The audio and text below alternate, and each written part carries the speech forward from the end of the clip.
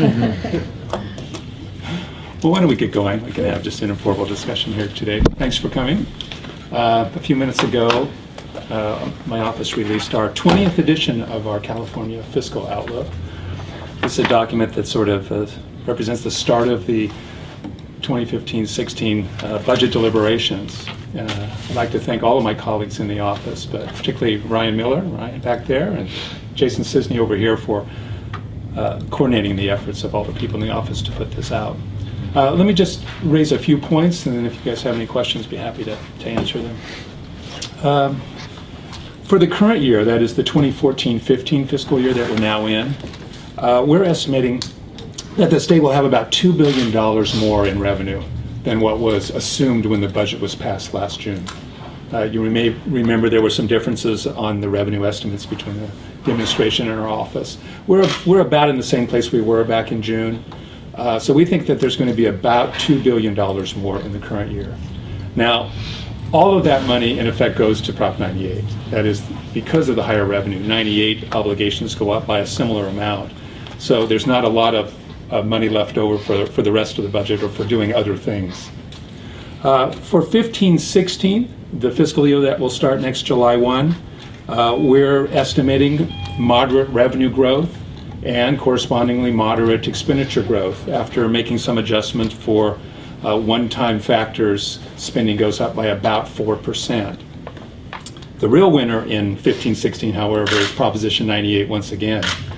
If you compare what we're forecasting for the resources available in 15-16 for Prop 98 with what they assumed in the budget for 14-15, it increases by about $6.4 billion. That is a lot of money and a large increase over the 14-15 year that the legislature will have to consider how to use that and how to apply it to both schools and community colleges.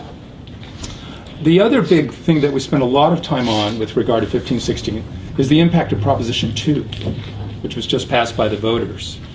There are many decisions that the legislature and the governor will have to make on exactly how you implement it. It's pretty complex.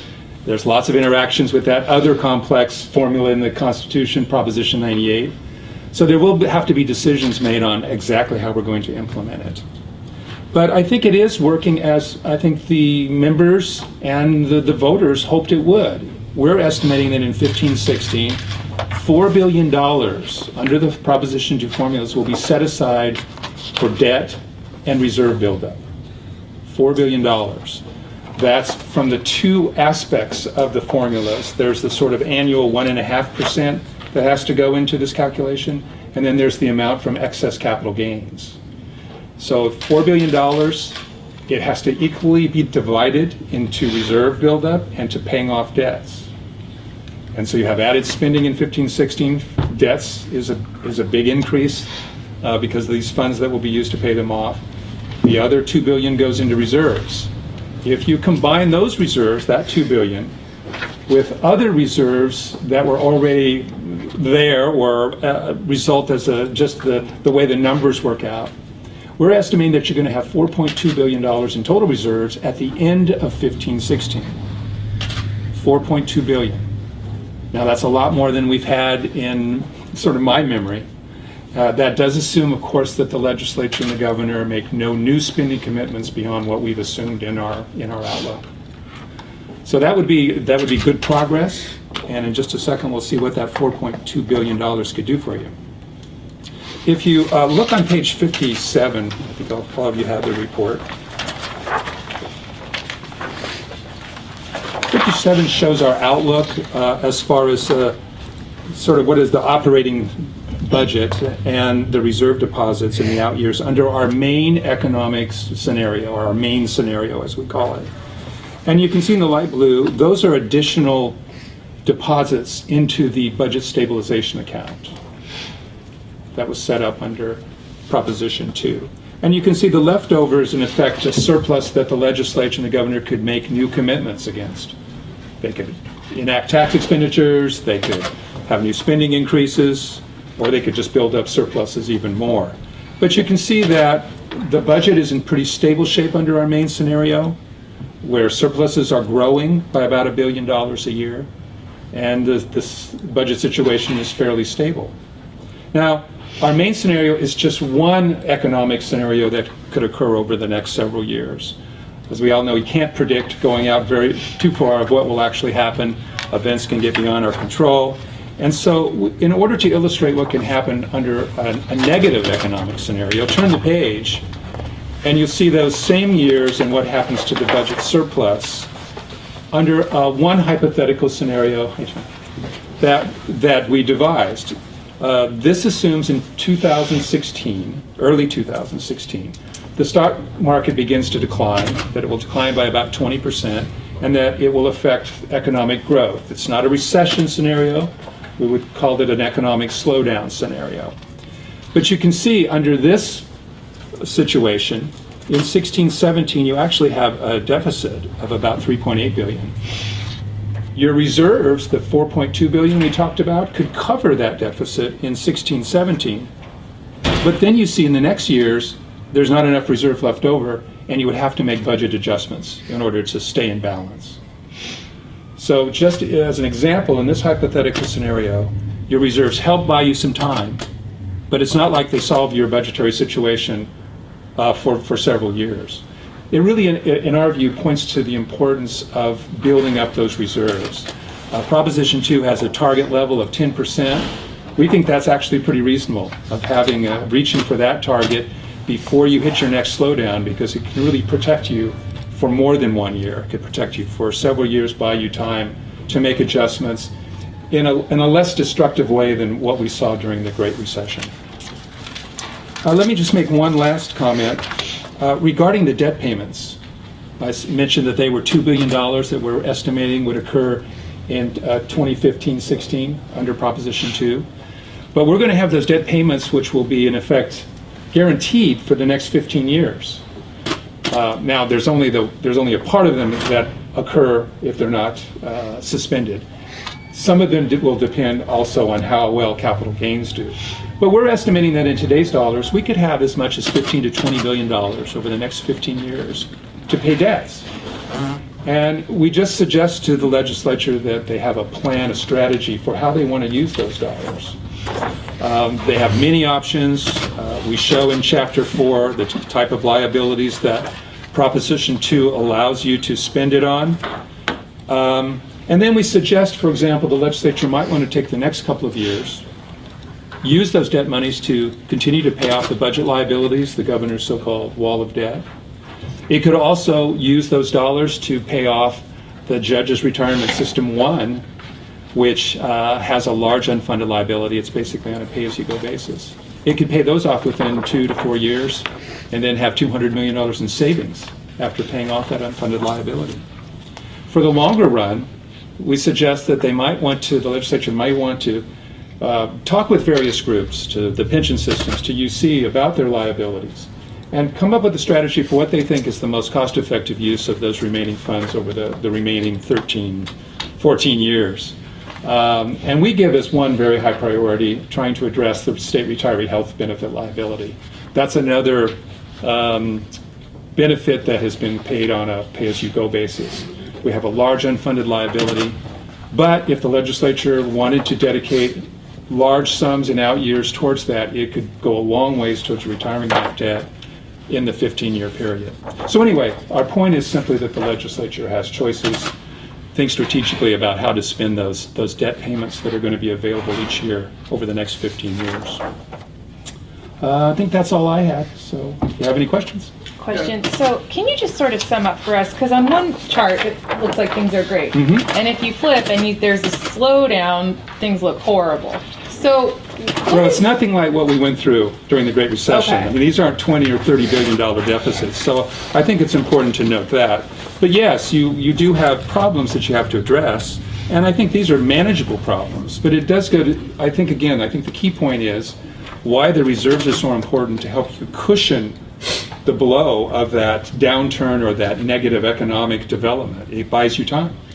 So would you say we're in a good spot right now or no? I'd say we're in a fairly stable and, yes, good situation right now because we've gotten some of our liabilities paid off. We've gotten our spending and revenue back into whack. The lines are together. And as you can see from our main economic scenario, assuming that we don't have some downturn in the near future, we actually have additional funds for the legislature to do with it, which they may. Mac, you on your revenue outlook on page 14, you show a fairly steady progression of revenues from the personal income tax. Don't see an adjustment in there for the end of Prop 30. Now, why is that? Well, they're there. I think, again, it goes to this point that the income tax phases off over 2 fiscal years, Dan. The tax ends in the end of the calendar year, but it phases off over 2. So whatever growth is in there, in effect, is mitigated by the loss of the revenues over the 2 years. But it is built in there. It is built in there. And then in the prior 2 years, it's built into the sales taxes. The reason I ask that question is that particularly the education groups are already beating the drums to renew those taxes, maybe make them permanent, on the idea that there'll be some sort of a doomsday occur when particularly the personal income tax surcharge goes away. But you don't seem to see a doomsday here that they see, that they are kind of, they're predicting. I mean, it's all over the thing, that the whole education community is geared up to say, we've got to get this done because there's going to be this enormous fall off of revenues when Prop 30. Yeah, I mean, again, I think this is a point we've been trying to make the last couple of years, that because of the way that Proposition 30 was developed, and it had the sales tax increase and it had the PIT increases, they go off over a 4-year period. So instead of getting this very harsh cliff effect, where all of a sudden you had $6 or $7 billion and then you have none, it phases out over 4 years. And then in your normal growth, what it does, it just reduces the growth rate. But it's not like you even have a negative. You can see from our increases, it never turns negative. But they are smaller increases. And I think to speak to your point about the schools community, if you go in our report and look at what the guarantee is growing in those out years, it isn't growing very much. But it's not because of that. It's because of that. Yeah, and then it goes down to your bottom line, what you got 5.1%, 14, 15, 3.7, 4.2, 4.4, and then you do drop to 2.7 and 2.5 beginning 18. That's the PIT falling off. That's the Prop 30 effect. That's the PIT effect. But it's not a free fall as some people are predicting. No, and I think that's a very important point, and I don't know if that was intended by the framers of Prop 30, but I think it was very smart in the sense that you didn't have that cliff effect. It gives time for you to adjust your budget as the revenues fall away. As you know, we've been averaging basically kind of one boom and one bust every decade in California in recent years. We haven't exactly recovered fully from the last bust, but have you been taking into account the global economic conditions, the kind of bad news coming in from Asia and Europe, and the possibility of a global slowdown? And I mean, Japan's already in recession, and there's things. Are you calculating those into your revenue estimates? We try to take those into account. It goes into our main U.S. economic forecast, and then filters down into our California forecast. But Dan, that's just a really good example of why we've called ours the main scenario. It's one economic scenario. Those developments outside of the U.S. are one way in which we could experience some shocks to our system. Oil has been one in the past. Obviously, oil prices are great now. So you have lots of different things that could affect it. And remember, a key one is what happens in the stock market, with financial markets, just because of our heavy dependence on capital gains. So yes, Dan, we try to take that into account, but that's just one of those sort of X factors. What does the legislature have to work with? What part of it? I mean, it seems like the $2 billion through the rest of this budget year is spoken for by Prop 98. It sounds like in 15-16 it's either spoken for by Prop 2 or by Prop 98. I mean, pretty much, but Jim, that's a good point, and it was something I was going to go over. We build in kind of current practices and policies. So, for example, in our outlook on spending, we've included increases for the universities of the 5 and 4% that was the governor's plan, because the legislature decided it seems to be going along with those. So we do have other increases in programs that you can see in our Chapter 3 that talks about expenditures. They're not great. There's not really lots of large ones, but we do build increases where we think that the current practices and policies of the legislature is to have programs increase. Mm-hmm. So what they're left with is then, if you go in and look at where we've increased those programs, they couldn't do more. They couldn't backfill other reductions that have been taken place in the past, or if they want, new initiatives. If they wanted to fund those, they'd have to do one of the two things. They'd either have to reduce that 4.2 billion reserve we talked about, or they'd have to make reductions in other parts of the budgets to slow their spending to accommodate higher spending in other areas. So they do have choices. But I mean, not to get too into the minutia of Prop 2, I mean, do they have that flexibility under 2 to reduce what would go into the reserve? No, they wouldn't have that. But remember, I talked about 4.2 billion in reserves. 2 billion of that is under the budget stabilization account that they can only take out if there's a so-called budget emergency. So that they are restricted in that. They do have, in our view, the remaining $2.2 billion in sort of past reserves or reserves that are not affected by Proposition 2. The legislature could have control to spend those down if they wanted to, or make additional commitments against them. We would probably advise against that, because we think that $4.2 billion is a reasonable target. As we get closer to the time, Dan was suggesting we could have some other kind of shock, we need to have as much money as possible built up. And so we would discourage them from, going too much into those reserves. Mac, I kind of wish we had a live monitor of what's going on in San Francisco right now. But what if the UC raises tuition and then the governor follows through with his promise not to go through with revenues? What happens to your numbers under that scenario? Well, I think it would depend on what the legislature decided. I mean, for example, they have complete control over what they give to UC and CSU. So that 4% that we've plugged in, is that right, Jan? 4% in 15-16, which was sort of part of the arrangement. The legislature could reconsider that. They could send a message to UC that, well, maybe you don't get this money if you do some action that we don't think is appropriate. So they have complete control over what they appropriate for UC. They don't necessarily have direct control over UC's ability to raise tuition. They have complete control over the appropriations that they make for UC. How much money does that free up? Well, it's not a matter of freeing up. It's just that the 4% is, I don't know, Jan, how much is 120 million? Mm-hmm. Yeah, they're talking about roughly $400 million a year in tuition. That's kind of the number they're throwing around I don't, there. that much? Yeah, that's the numbers on their charts, about 400 million. Well, just in 15-16 or over the period? No, just 15, 16. Well, I'll have to have Jan can check that for me. That seems high. They're basically saying that if the state would give them 400 million, they wouldn't have to pay tuition. I thought it was 100 million. I thought it was about 100 million a year. But I'm not. Yeah. While we check that, Might be that. let me ask a different question. Sure. I apologize because I came in late. You may have crossed some of this, but the fact that in the current budget year, expenses are outpacing revenues. Slightly, yes. Slightly. How does that compare to the Budget Act? I don't see a Budget Act chart comparison. Am I missing that? Because in other words, I'm trying to figure out, are you estimating expenses higher than the Budget Act? Well, there's lots of things that changed. I think what we said on net revenues go up from what was assumed in the Budget Act by $2 billion. Yeah, but expenses. Expenditures go up about 2.1. Well, Proposition 98 goes up by 2.1. Ryan, I guess there's lots of other little pluses and minuses. Yeah, on net, it's not a big difference compared to Budget Act. The main difference is Proposition 98, that 2.1 billion higher in 1450. That's reflected in this. So basically, John, that even though you have this, what we think will Right. be higher revenues because of the way that we're interpreting Proposition 2 payments, Right.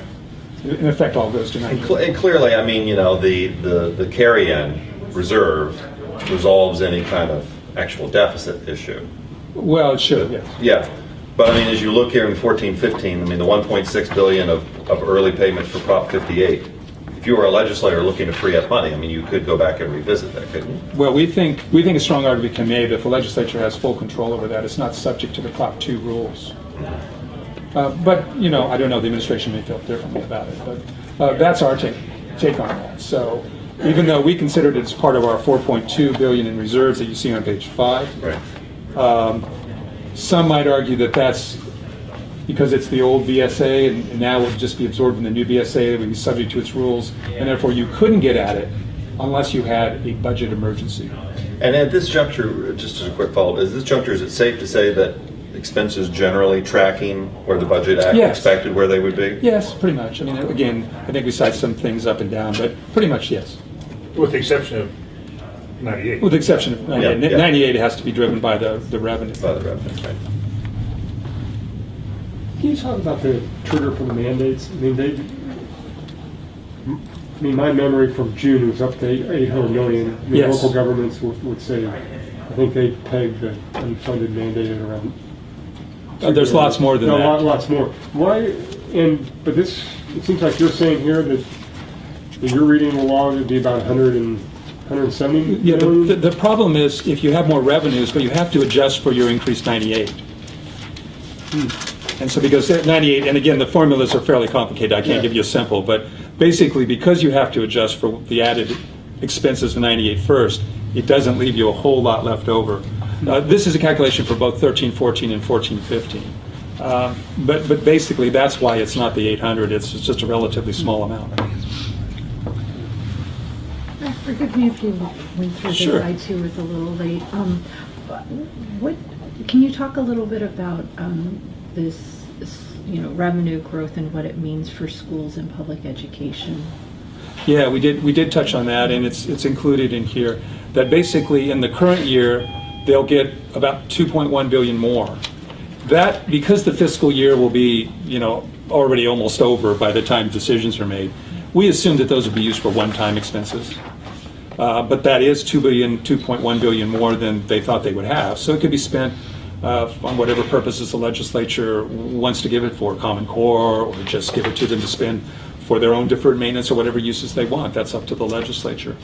When we get to 15-16, you now have an increase in the guarantee above what we thought in 14-15. Then it grows again in 15-16. Plus you had a lot of one-time expenses in 14-15 that go away. So now if you think about, well, how much do I have for ongoing spending purposes? We calculate that at about $6.4 billion, which is more than 10%. I mean, it's a very large increase in potentially an ongoing funding for schools. So the legislature is going to have to be careful when it thinks about that. It may not want to commit all of those to ongoing purposes. Because if you do and then your revenues go down, now you're stuck at a high spending level and we're back in problems of, well, we have to cut back and make changes. So it may want to use some of that money, not for ongoing purposes, but for some other one-time things, so it can make sure that as they proceed out beyond 15-16, the resources are there to maintain those ongoing commitments. So California is noted for its volatile revenues, up and down, bust and boom. Prop 2 was at least intended to be a partial solution to that. To what degree does Prop 2 solve the boom and the bust of California revenues? Well, I don't think I'd say it solves it, but it certainly helps. And I think the 15-16 is a really good example of that. Under the old Prop 58 rules, had we not suspended the transfer in, we would have had maybe $3.3 billion go into the reserve.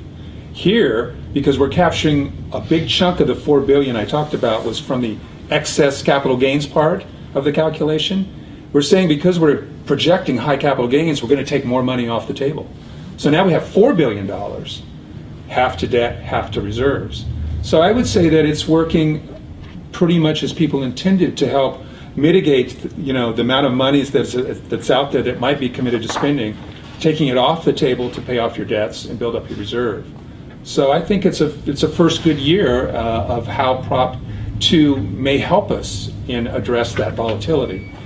But again, I think as you see from the chart that we talk about in the downturn scenario, if you don't get that reserve up to a fairly high level, it's still not going to solve all of your problems related to volatility. Tax reform is the only cure for this disease? Well, I would say it's the only cure, but tax reform of reducing the volatility would help you clearly. It's just it's really tough to do. So what is your ideal, just because I think in billions, so would you like $15 billion or $20 billion into reserve? What is the... Well, Proposition 2 set a target of 10%. We've got $11 billion. Oh, okay. I think that's a really good target.